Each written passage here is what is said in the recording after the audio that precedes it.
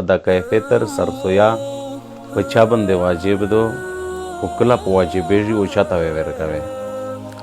صدقه فطر په هغه چا باندې واجب دو چې څوک صاحب د نصاب وي، چا باندې چې زکات واجب وي. د هغې نصاب مې درته ښاله و چې زکات په نصاب کښې د څلور شیونه دي: سونا، چاندي، نغدې پیسې، مال تجارت. نو دا که سړی 52 تولې چاندي قیمت ته د چا رسېدلي په باندې زکات یا واجب ده او صدقه فطر یا بلکې صدقه فطر د پر یوه خبره دغه ده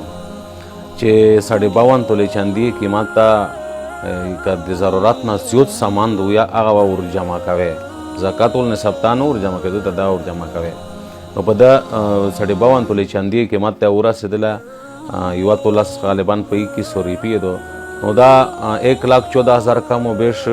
سرمایه پیسې یا تجارت سامان مامان یا سونا چاندي یا ضرورت نه زیات سامان چې چا په خیر شي دا سړی صاحب د نصاب ده په دغه باندې صدقه فطر واجب ده چې دا پرې کوي د خپل ځون د طرف نه او د خپل نابالغ یا بال بچې د طرف نه. کله پرې کوي د صبح صادق ته عید الفطر د عید په ورځ باندې چې د سبو کله رخیږي چې د پرشامي ټایم ختم شي او د اذان شروع کېږي دغه ځای نه ونسه د عید د لمونځ راسه په دغه میون چې دا په ده باندې واجب ده چې دا په داسې پرې کوي. علما لیکلي دي چې د عید په لمونځ نه مخکې په ریژه شي چې نه مخکې ادا کول یو کې بیا افضله خبره ده ځکه چې په دغه سره هغه غریبان مسکینون چې کوم دي هغې ته په داسې فایده ده د هغې په ضروریات یې بندې نظر ده. د هغې نه بعد که چېرې عید ورځ در باندې تېره شله او سرسیا دې ادا نه کړله بیا ته د صدقه فطر د تو د سر نه کیږي نه بیا وا ادا کوي دا و د صدقه فطر اجر او ثواب چې کوم دا هغه د صدقه امر خالي ثواب درته ملاويږي. حکیم چې د صدقه فطر ثواب دا هغه ثواب نه ملاويږي او د بیا در باندې قرض دعا ادا کوي خامخا دغه دا مناندو چې بس استونه خلوشله په مخ کولې شه د ناپوتې دغه کولې ولوا په شپره کوي او د خپل ځون نه او د نابالغ بل بچی نه د بالغ نه د خپل کیر د نه بنګونه نه که ادا کوله د خالي هغه خبروا ده دغه اجازت ضروري ده دغه په اجازت باندې به دغه د طرف نه ادا کوای شي. د غیرانګه د کیم سړی چې ادا کوي د پچا باندې واجب وي دا چې پکې ملک شي پکې وطن شي د هغه علاقې قیمت اعتبار سره ادا کوي. نو مشته ډېر خلک د بار ملک نه ټلیفوني نه راکوي چې دا څرنګه مسله ده ځکه چې کله هغه بار وي به دغه د خپلې بل بچې د بار ملک په قیمت باندې او دا مسله زده کړي به تاسو ډېر پسې پریشان کېږئ نه چې په کوم ملک شایې که په هغه ملک شي د څلور شی نه دي په څلور شی باندې ترتیا ادا کېږي لکه غنم شله اربشې شلې خاجیرې شلې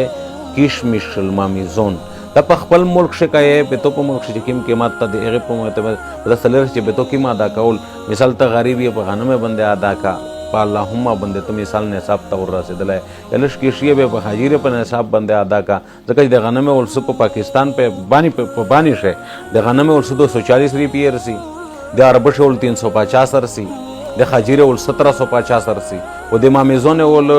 هغه 2275 روپیې رسي. نو کچېره الله پاک واسی پیدا کړی ماشه مالدار یې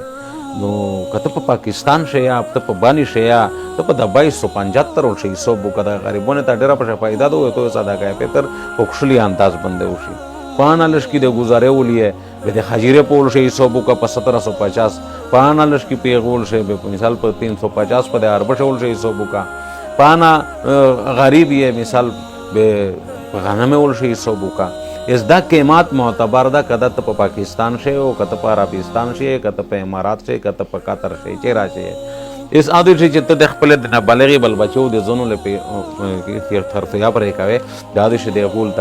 غنم قیمت پښتنه او کده دغه شي قیمت خپل پښتنه او مارکیټ ته لوټا چلو از غنم نه ملاوي ډیره پته خو لګوي مې د هغه مطابق اس مثال په بار ملک شي دا ترته پیسې ته په خپل کلی شای اجازه ورکوي چې په کلی شي ورګي صوب د قیمت هغه معتبر کنه په کلی شي ورکا نو دا په داسې اعتبار سره د صدقه فطر او چاته ورکوي سیک چې صاحب د نصاب نه دی غریب دا مسکین دا کونډه دا یتیم دا صاحب د نصاب نه دا نو دغه ته د صدقه فطر ورکوي شي. نو دا صدقه فطر په چا باندې واجب دو سټه واجب به چاته ورکوي شي دا درې مسلې مې ضروري وګڼلې. نو الله پاک ته مشتو ست په دې باندې عمل کولو توفیق او نصیب کی واخر دعوانا الحمدلله.